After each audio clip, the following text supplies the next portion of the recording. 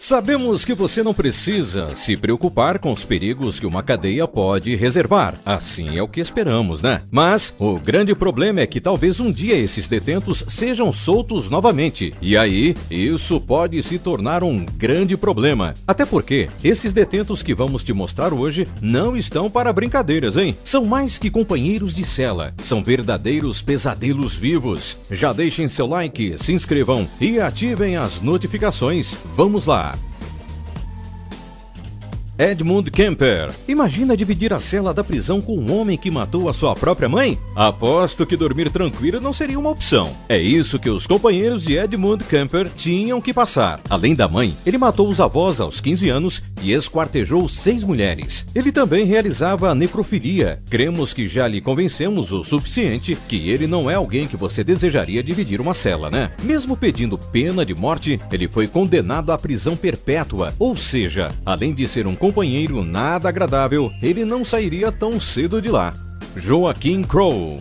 Deixar esse detento aqui com fome não é uma boa ideia. Afinal, ele ficou conhecido não só por ser um assassino cruel, mas também canibal. Ele confessou 13 mortes, e uma delas foi a de uma criança de 4 anos. O corpo da criança foi encontrado dividido um pouco na geladeira e outro nas panelas que estavam no fogão de Joaquim Crowe. Ele assumiu que, para economizar, consumia a carne de suas vítimas. Dá para acreditar?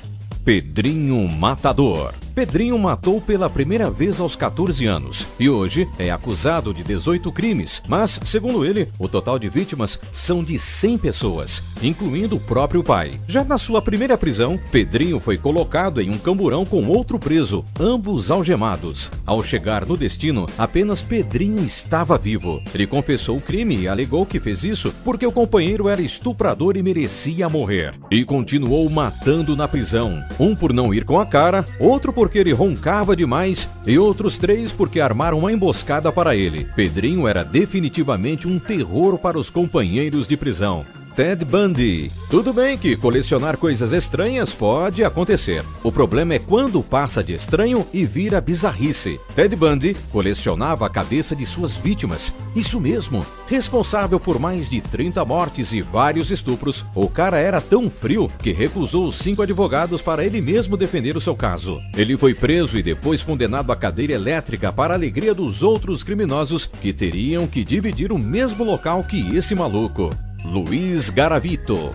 Conhecido pelo apelido La Bestia e por ser o pior serial killer que já existiu, Luiz Gavito foi condenado a passar 1.853 anos e 9 dias na cadeia por 139 crimes em 1999. E fica pior ainda, 139 crimes foram só os que ele foi condenado. A polícia colombiana estima que o número ultrapassa 400 assassinatos. Apesar de ser condenado a tanto tempo de cadeia, ele só poderá ficar 30 anos. Os presidiários agradecem, já nós, cidadãos de bem, não, né? Robert Strode. Robert Franklin Strode pode ser considerado um dos detentos mais perigosos que já existiu.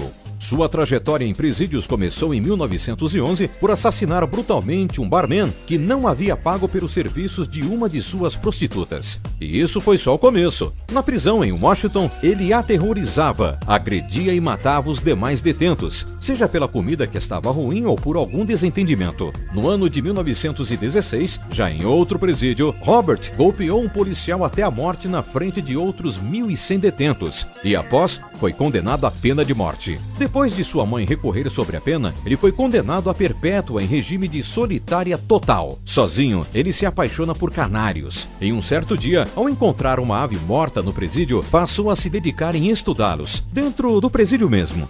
El Chapo. É claro que o fato de Joaquim Arquivaldo Guzmán Loera ser considerado um dos traficantes de drogas mais poderosos do mundo e ser um dos mais procurados no México e nos Estados Unidos já é assustador e digno de se considerar um dos criminosos mais perigosos, né? Mas fugir 2 vezes de prisões de segurança máxima é demais, né? Sim, El Chapo foi preso 3 vezes e fugiu 2. Ele foi preso pela primeira vez em 1993 na Guatemala, mas em 2001 fez sua sua primeira fuga escondido em um carrinho da lavanderia do presídio. Em fevereiro de 2014, foi capturado mais uma vez, em uma operação conjunta entre o México e os Estados Unidos. E em 2015, mais uma vez, El Chapo consegue fugir, agora através de um túnel. Em 2016, felizmente, El Chapo foi capturado e preso, dessa vez nos Estados Unidos. Dennis Rader.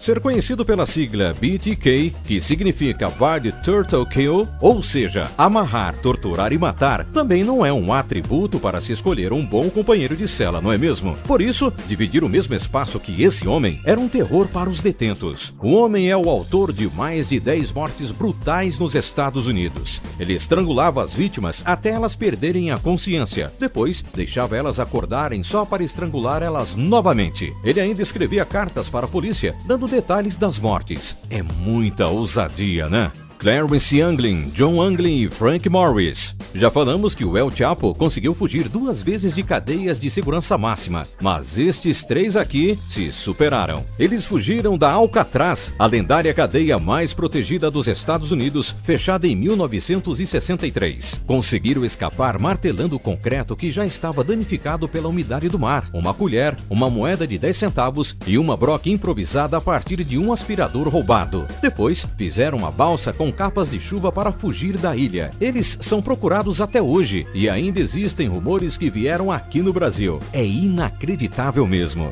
Andrei Chikatilo. Imagina um julgamento onde o acusado está dentro de uma espécie de jaula para evitar que os familiares das vítimas o matassem. Esse foi o julgamento do ucraniano Andrei Chikatilo, conhecido como o açougueiro de Rostov. Ele confessou ter assassinado 53 mulheres e crianças. Ele ainda confessou ter devorado várias delas. Por sorte dos outros detentos, não deu tempo dele ser um risco na cadeia, pois foi executado com um tiro na cabeça em 1994. Não era para menos, né? Deixa seu like, se inscreva e ative as notificações. Até a próxima!